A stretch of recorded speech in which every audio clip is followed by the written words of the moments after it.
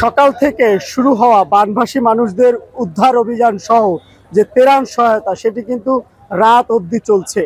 এখন প্রায় মধ্যরাত, বৃষ্টি হচ্ছে। বৃষ্টির মধ্যেও যারা স্বেচ্ছাসেবক রয়েছেন বিভিন্ন জায়গা থেকে যারা এসেছেন তারা কিন্তু ফেনীর এই ট্রাঙ্ক রোডে তাদের ত্রাণ নিয়ে আসছেন, জেলা প্রশাসকের কার্যালয়ে দিচ্ছেন। কেউ কেউ বোর্ড নিয়ে এসেছেন, সেগুলো নিয়ে কিন্তু তারা এই জায়গা থেকে তারা সহযোগিতার হাত বাড়িয়ে দিয়েছেন। আমরা যদি আপনাদেরকে এই মুহূর্তে এখানকার পরিবেশ দেখাই, এটি হচ্ছে ফেনীর যে ট্রাঙ্ক রোড মোড় এবং সামনের শহীদ মিনার, এই যে চত্বরটি রয়েছে এই চত্বরে এখন কিন্তু অনেক মানুষের ভিড়। যারা এখানে রয়েছেন তারা কিন্তু এখানে বিভিন্ন ধরনের ত্রাণ সামগ্রী নিয়ে এসেছেন। পাশাপাশি এখানে কিন্তু অনেকে উদ্ধার অভিযান চালানোর জন্য বোট নিয়ে এসেছেন, স্পিড বোট সহ নৌকা নিয়ে এসেছেন। আমি যদি বলি এই রাস্তাটিতে অন্ধকার, যদিও এখন সারি সারি গাড়ি নয়, এখানে সারি সারি নৌকা রয়েছে যেগুলোতে আসলে মানুষদেরকে উদ্ধার করা হচ্ছে। দেখতেই পাচ্ছেন এখানে সেনাবাহিনীও রয়েছে এবং যে সাধারণ মানুষজন তারাও রয়েছেন। এবং এই যে এখানে কিন্তু বিভিন্ন স্বেচ্ছাসেবী সংগঠনও এসেছে। আমরা দেখছি একটি স্বেচ্ছাসেবী সংগঠনের নেতৃবৃন্দ রয়েছেন। এই স্বেচ্ছাসেবী সংগঠনের যিনি প্রধান রয়েছেন তার সঙ্গে একটু আমরা কথা বলতে চাই। আপনারা যে আজকে এই মধ্যরাতেও এখানে, এই বিষয়টি যদি আমাদেরকে একটু জানাতেন।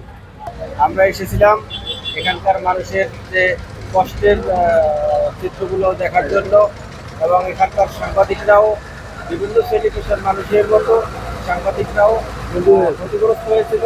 তো আমরা আমাদের সংগঠনের পক্ষ থেকে সামান্য খাদ্য সহায়তা, চিকিৎসা সহায়তা এবং কিছু শিশু খাদ্য নিয়ে আমরা ফেনী, নোয়াখালী, কুমিল্লা জেলার আমাদের সাংবাদিক বন্ধু এবং আমরা ক্ষতিগ্রস্ত মানুষের পাশে গিয়ে আমরা খাদ্য সহায়তা দিয়েছি। তো যেমনটি বলছিলেন যে আসলে এখানে যারা নেতৃবৃন্দ রয়েছেন, বিভিন্ন স্বেচ্ছাসেবক, তারা কিন্তু এখানে এসেছেন এবং তারা তাদের ত্রাণ কার্যক্রম চালিয়ে যাচ্ছেন। আমরা এখানে আরো কিছু স্বেচ্ছাসেবকদের দেখছি। আপনার সঙ্গে একটু কথা বলি যে আপনারা কোথা থেকে এসেছেন এবং কি নিয়ে এসেছেন? আমরা ঢাকা থেকে আসছি।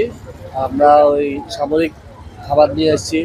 ওই ফ্যামিলি একটু চাপে আছে, তারা খাওয়া দাওয়া কষ্ট করতেছে। পুরো এলাকার মানুষেরা আমরা ঢাকা থেকে জিনিসপত্র কিনে আনছি।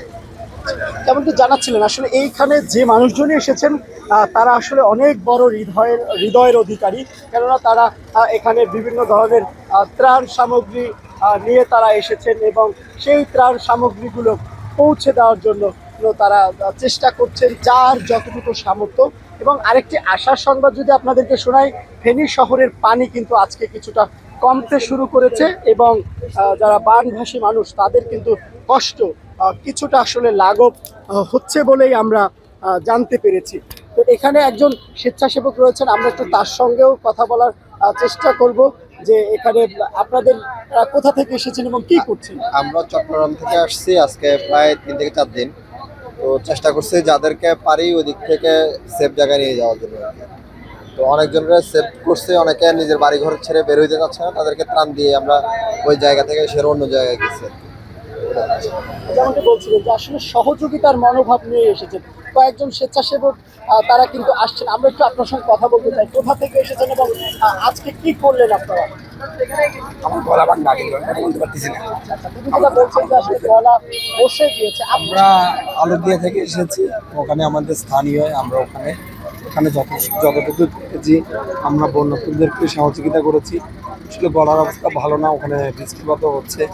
তো হোপফুলি আমরা কালকে আবার যাবো, সকালবেলা সুস্থ হয়ে গেছি। তো নজরগ্রস্ত রেখে শুরু করবো কালকে যতটুকু সম্ভব, যত রাত খুব আমরা পসিবল আমরা বন্যত মানুষদের সাথে কালকে সহযোগিতা করে কাজ করে যাবো।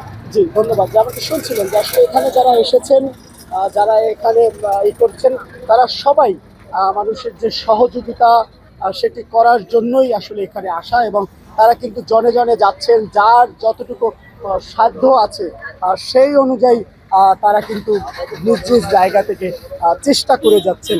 এই যেন এক নতুন মানবতার বাংলাদেশ। আমরা একজন এখানে যারা চিত্র জগতের একজন রয়েছেন, যাকে আপনারা অনেকেই চিনবেন, তিনিও এখানে রয়েছেন। তার কাছ থেকে একটু জানতে চাইবো আজকে আপনারা এখানে কেন এসেছেন বা কি করেছেন। আমি চিত্রনায়ক যুবরাজ খান। বাংলাদেশ এবং আপনারা ভারতের আজকে কাছে। কি কার্যক্রম করছেন সেটা সংক্ষেপে বলবেন।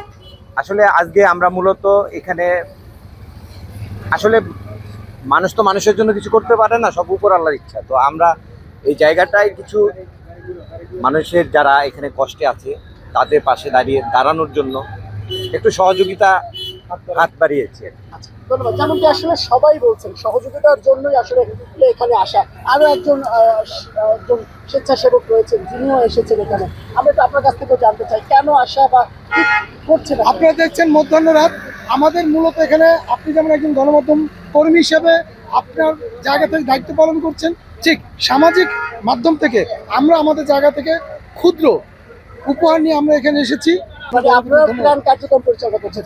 এখানকার একজন স্থানীয় সাংবাদিক রয়েছেন, তার কাছ থেকে আসলে জানতে চাইবো যে বর্তমানে ফেনীর অবস্থা কি এবং কি দেখছেন আসলে এখানকার পরিস্থিতি।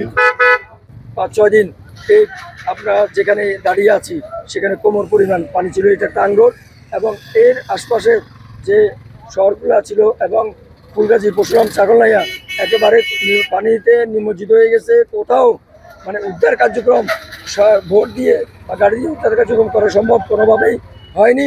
হেলিকপ্টারের মাধ্যমে স্পিড বোট বা সেনাবাহিনী এবং নৌবাহিনী তারা অনেক উদ্ধার করছে এবং স্বেচ্ছাসেবী ভাইয়েরা এবং তথাপি বাংলাদেশের যে কোনো জায়গা থেকে এই ফেনী জেলার বন্যা কবলিত মানুষদেরকে উদ্ধার করার জন্য যেভাবে ঝাঁপিয়ে পড়েছেন, আমি ফেনী জেলার একজন সংবাদকর্মী হিসাবে এবং মবসর সাংবাদিক ফোরামের পক্ষ থেকে তথাপি সকল বাংলাদেশের এখন পরিস্থিতি কি আসলে সর্বশেষ পরিস্থিতি যদি আপনি যেমনটি আমি বলতে চাচ্ছি, এই জায়গাটা একেবারে কোমর পরিমাণ পানি ছিল। এখন আপনারা দেখতে পাচ্ছেন, আমি নিজেও এখন এসে দেখেছি পানি অনেকটা নেমে যাচ্ছে, নামার পথে আছে। আমরা আশঙ্কা করছি এভাবে যদি নামতে থাকে 2-1 দিনের ভিতরে অনেকটা পানি নামবে বলে আমরা আশা এবং প্রত্যাশা করি এবং সে সাথে আমরা দোয়া কামনা করছি। আচ্ছা, যেমনটি বলছিলেন যে আসলে এই অঞ্চলের পানি কিছুটা নামা শুরু করেছে, এটাই আসলে আশার সংবাদ এখন পর্যন্ত। আর সব থেকে আরো একটি বড় আশার সংবাদ হচ্ছে বাংলাদেশের আপমর জনসাধারণ, যেমন আমরা সাধারণ মানুষকে দেখেছি এখানে ছুটে এসেছে, পাশাপাশি কিন্তু সাংবাদিকের পাশে দাঁড়ানোর জন্য ছুটে এসেছে। তো বলা চলে কেউ আসলে ঘরে নেই, সবাই এই অঞ্চলের বন্যা দুর্গত যারা রয়েছেন সবার সহযোগিতার জন্য এগিয়ে এসেছেন এবং এই সহযোগিতাই একদিন সৌহার্দ্যপূর্ণ বাংলাদেশ গড়ে উঠবে, যে বাংলাদেশের প্রত্যাশায় আমরা সবাই আছি।